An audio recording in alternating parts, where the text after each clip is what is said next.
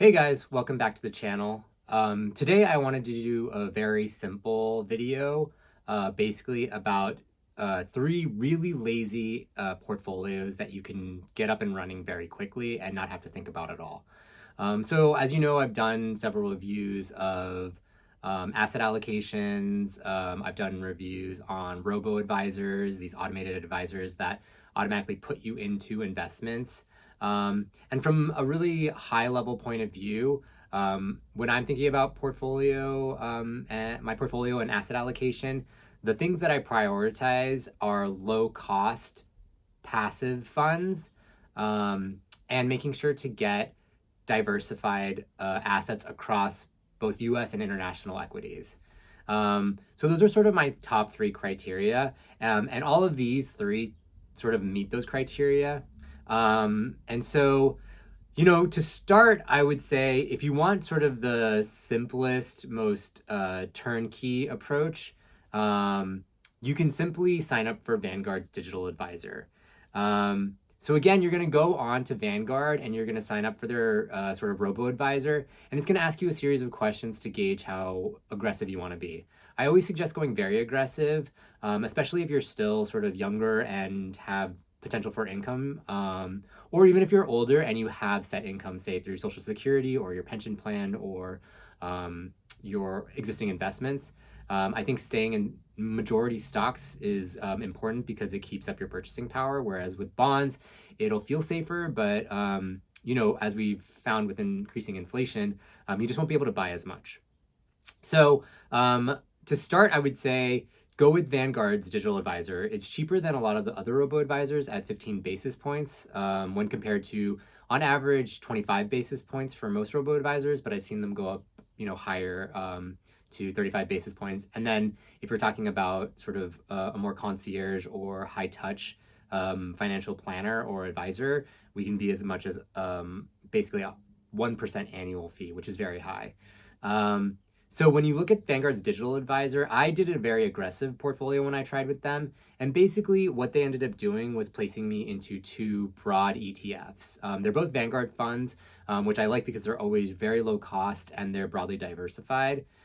Basically, they split me between a broad US market equity fund and a broad international equity fund. And so it's a very simple allocation. You can see that they hold very common stocks that we're familiar with.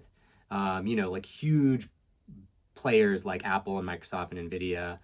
Those are going to be like the majority of the allocation. Even though you're getting exposure to, thousands of stocks, largely you're going to have a huge percentage of these top holdings. So yes, you do get smaller cap stocks too, but on the whole, you're probably going to be pretty focused on the S&P 500. Similarly, you're going to see that in their international fund. They placed me in, a FTSE All World VXUS fund. Again, it's a very cheap fund, and it has, almost the same number of stocks as the US fund, close to 4,000 stocks. But again, you're getting sort of like some of these big holdings are going to still be these large international companies, like these big semiconductor companies outside of the US. Big Chinese companies that we've heard of, big European companies that we've heard of, Nestle, Alibaba. So you're going to be getting heavy exposure to very large cap stocks. So yeah, basically the Vanguard Digital Advisor will give you an immediate broad diversification, and it will rebalance for you, which is really nice. And again, you're only spending 15 basis points or 0.15% per year, which really keeps costs low. And they also put you into very low cost ETFs. Vanguard is just known for having very low cost ETFs. I would advise if you're wanting to save the 0.15% annual fee, it's actually very simple to get this allocation. And honestly, I would recommend that. You don't really have to rebalance very often. And as you're putting in more money, you can just automatically sort of like rebalance as you add more money. So, if you're doing a, say, 60-40 split between US equity and international equity, you can just simply like If they become like a 50-50, then you just start to put more into your US equity to bring it back up to 60%. So the second portfolio, the second really lazy portfolio that I would recommend is simply going with what Vanguard does for their robo-advisor. And that's basically anywhere from, sort of like a 50-50 split between US and international, to sort of like, you can go upwards of like 80% in US and 20% international.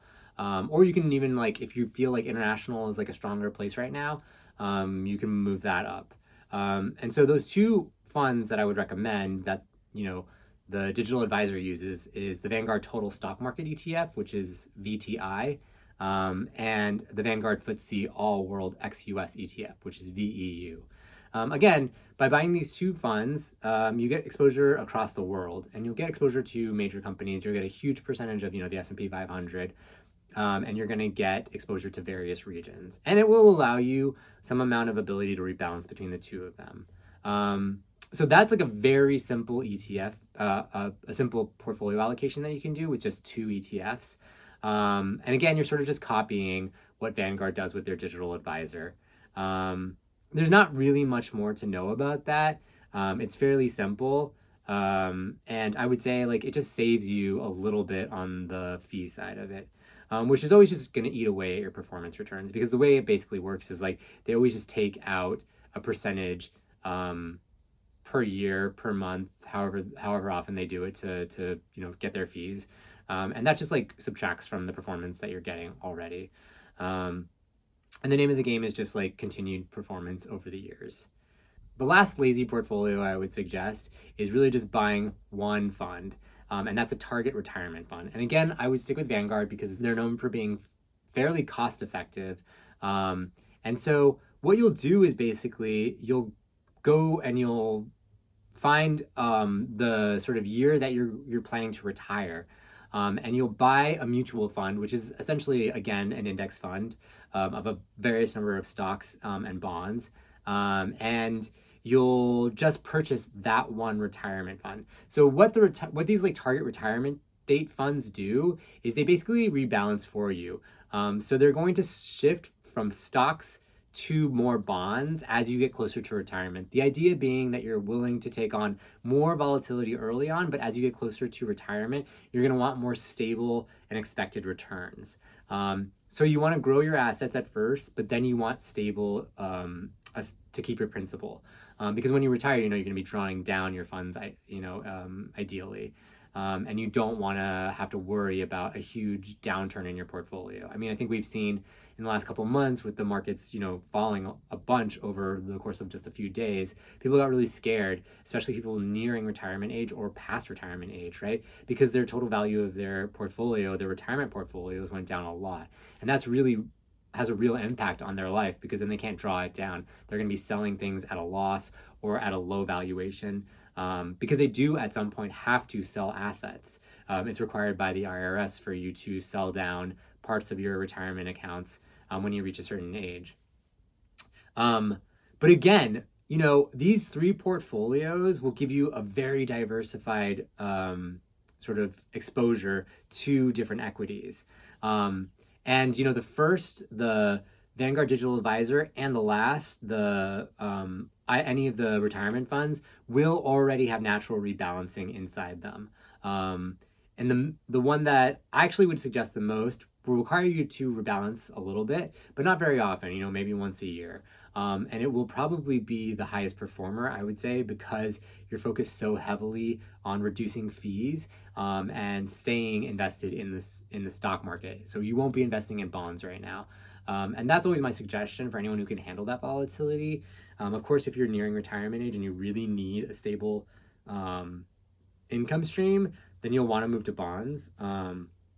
But ideally, you have sort of like other fixed income streams as well. Again, Social Security, at this point, Social Security is still functioning, so there should be money coming in through there. Any other retirement plans, whatever income that can offset that, you still want to be able to grow your portfolio. So, it's a measured risk, but staying in the stock market will allow you to grow your money as fast as you need it to grow so that you can continue to keep up your purchasing power. So again, these are three very simple, very cost-effective portfolios. Again, all through Vanguard, which I continue to recommend because they're so low cost. And they're really just set it and forget it. Just, invest in them. If you automate investments into them over time, as you get, more income coming through and you have more money that you can put into your investments, then you can just automate that. But the idea is just like keep putting money into these. They're very simple. Max, you have two different ETFs here. So it's very easy to keep track of. And it properly diversifies you. So, if there's a downturn in the US market, ideally your internationals will help you weather that storm. And then it gives you a chance to rebalance at that point too. So I hope you found this helpful. Again, simple is always better. No one needs to get complex when it comes to investing.